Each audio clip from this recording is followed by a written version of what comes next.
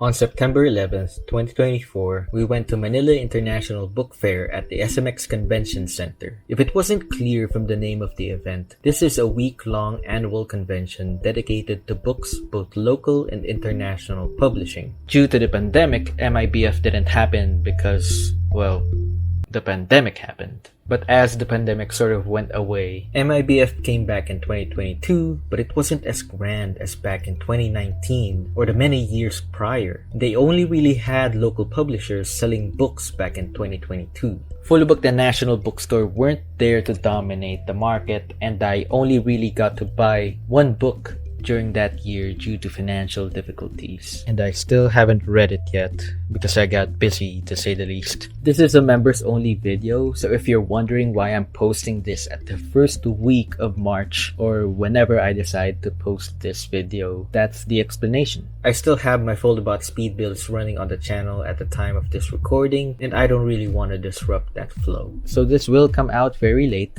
but whatever. It's fine. Going back to the topic, in 2023, MIBF was back once again, but it was still just a one-floor event. Prior years pre-pandemic, MIBF was this big event that really covered the whole SMX building. Fully Booked was there, but National Bookstore had their own small event outside of SMX and inside of Mall of Asia during that time. I didn't get to buy anything that year, but I did get to give money to my mom, and she was the one who bought a lot of books that year, which is great. But now, in 2024, the third year of MIBF's return since the pandemic, they finally went back to a two-floor massive convention, and I got to shoot a lot of video while I was there. I didn't vlog, I just shot B-roll as though I was there covering a corporate event or something. Why didn't I vlog during the event? Because it's just weird. I always feel weird whenever I have to talk to the camera when I'm outside. Filipinos have this insane culture of minding other people's business when they see that you're doing something remotely extraordinary to their everyday living. So I always have that fear of people invading my personal space while I vlog outside. But yeah, I shot a lot of B-roll because I really wanted to retain at least a virtual memory of my time there. Plus, I didn't shoot a lot during 2023, so I felt like I needed to really shoot some stuff this year 2024 just to compensate.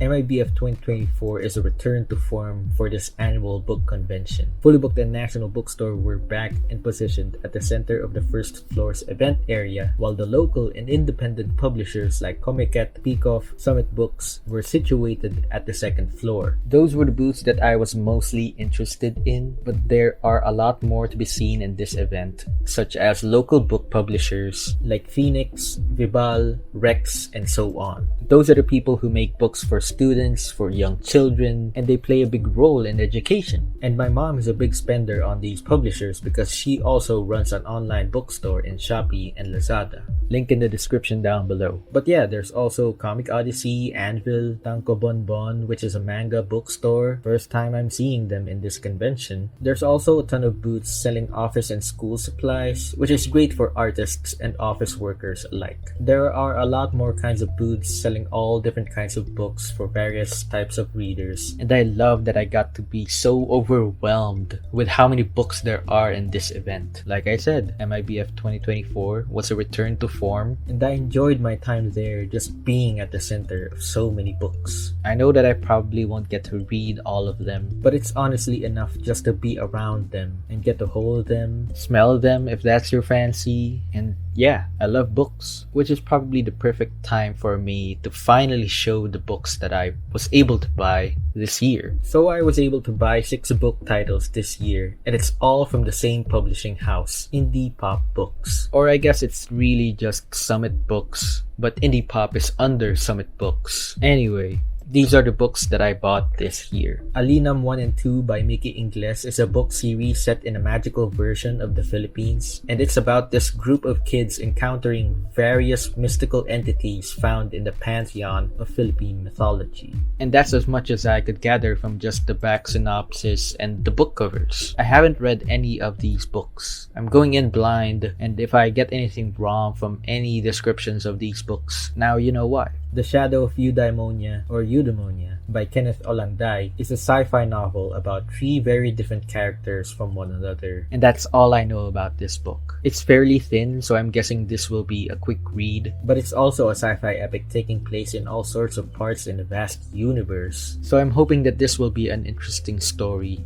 and a wonderful read in general. Saudade by Sheila Familaran is a fantasy novel. From the book cover alone, it's probably about pirates. I haven't watched One Piece, but I do love the first three Pirates of the Caribbean movies. So that's gonna be my frame of reference for this book. This book is the thickest out of all of the books I bought, but that's honestly what I expect from a fantasy book. It literally started raining, so if you can hear that, that's not really my problem anymore. I had to just record this. The End Is Here is the latest book title that Indie Pop released. They literally introduced this new book first at Manila International Book Fair. That's how new this book is. This is quite literally the first time I ever bought a freshly released book, and I'm glad that it's from a local publishing company and not a foreign one. Gotta represent Pinoy pride every once in a while, know what I mean? The End Is Here is an interactive apocalyptic adventure written by various authors. Kenneth Olanday and Sheila Familaran wrote some parts of this story, which is interesting. This is the third interactive book that I bought this 2024, and it's fairly easier than the other two I bought,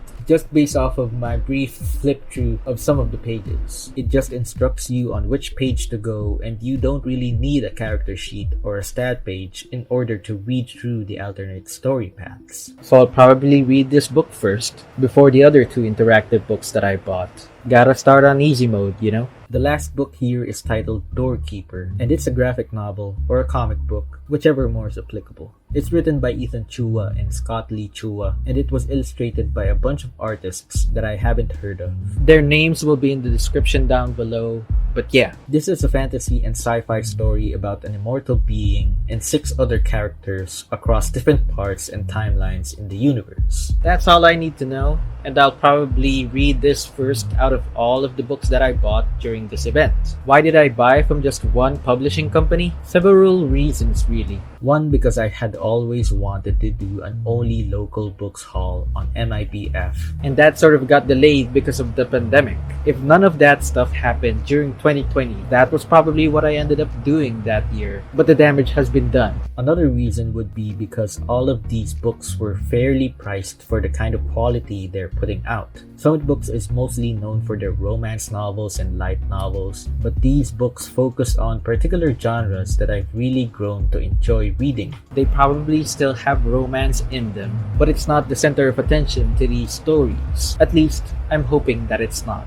There's nothing wrong with having romance in stories, of course, but I much prefer it if it's not all that there is to find in a story. I guess that's it for this video. I really want to make more book-related content, but I know that these videos don't really get as much likes or views compared to my mecha anime related videos. But if you want me to make more book-related videos, then like and subscribe. Comment down below on what you liked or hated about these videos, and maybe give me a few book recommendations while you're at it. I really want to monetize on my book reading hobby, so if you want that to happen too, then you already know what you need to do. Share this video with your friends, rewatch it a few times too, and maybe, just maybe, all that effort would result into good ad revenue for the channel. This is Elmo's Universe, and as always, I'll see you in the next one.